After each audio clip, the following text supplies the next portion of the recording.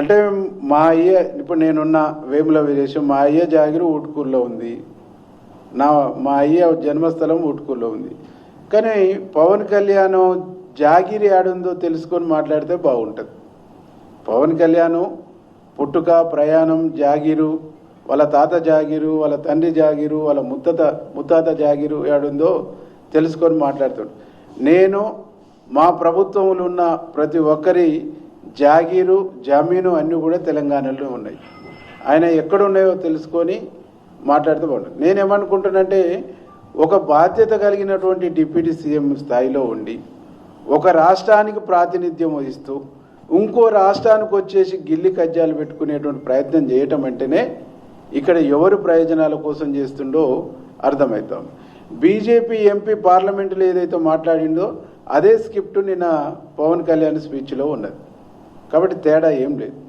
దేశంలో ఉన్న బీజేపీ అధ్యక్షుడైనా నరేంద్ర మోడీ అయినా అమిత్ షా అయినా వాళ్ళు సందర్భం వచ్చినప్పుడల్లా తెలంగాణ పట్ల, తెలంగాణ సమాజం పట్ల, తెలంగాణ ఏర్పాటు పట్ల ఎట్లాంటి విషయాన్ని జిమ్ముతుండ్రో అదే విషయాన్ని, అదే సందర్భాన్ని పవన్ కళ్యాణ్ గారు ప్రస్తావిస్తాం.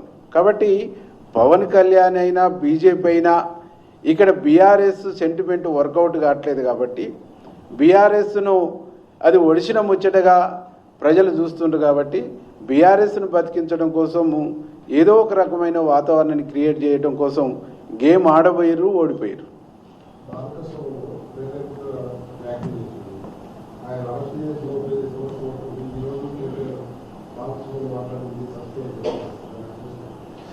అంటే తప్పులు చేయటము, తప్పులు ఒప్పుకోవటం అనేటువంటిది వాళ్ళకు వెన్నతో పెట్టిన విద్య.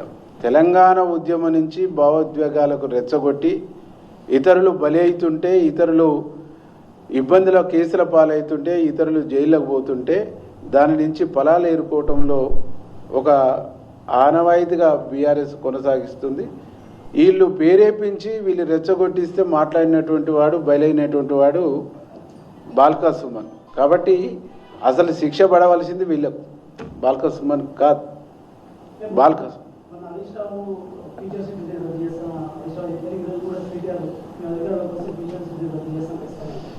అంటే తెలంగాణ, నేను ఇంతకుముందే చెప్పిన, ఒక జనరేషన్ భవిష్యత్తును ధ్వంసం చేశారు, తెలంగాణను చెరబట్టారు, తెలంగాణను విచ్ఛిన్నం చేశారు, అన్ని వ్యవస్థలను కూడా ధ్వంసం చేశారు. భవిష్యత్తులో తెలంగాణ గట్లనే ఉండాలని కోరుకుంటారు. ఫ్యూచర్ సిటీని రద్దు చేస్తామంటేనే తెలంగాణకు పెట్టుబడులు రాకుండా చూడటం, తెలంగాణ నిరుద్యోగ యువతకు ఉద్యోగాలు రాకుండా చూడటం, తెలంగాణ అనేటువంటిది అభివృద్ధి పదంలో ముందుకు పోకుండా అడ్డుకోవటమే అది విద్రోహపూరితమైనటువంటి చర్యలు తప్ప ఇంకోటి కావు.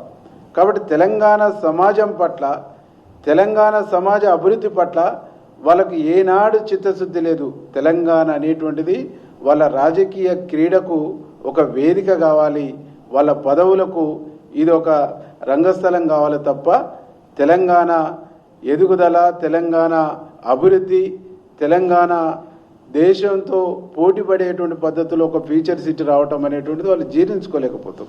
అక్కడ ఫార్మా సిటీ పెట్టేసి విషయాన్ని జిమ్మాలి తప్ప ఫ్యూచర్ సిటీ నిర్మించేసి భవిష్యత్తు ఇవ్వాలనేటువంటిది వాళ్ళ ఆకాంక్ష కాదు. కాబట్టి వాళ్ళ యొక్క దుర్మార్గమైనటువంటి పదాలని, దుర్మార్గమైనటువంటి ఆలోచనని తెలంగాణ ప్రజలు ఎప్పుడు సందర్భం వచ్చినప్పుడల్లా తగిన బుద్ధి చెప్తారు.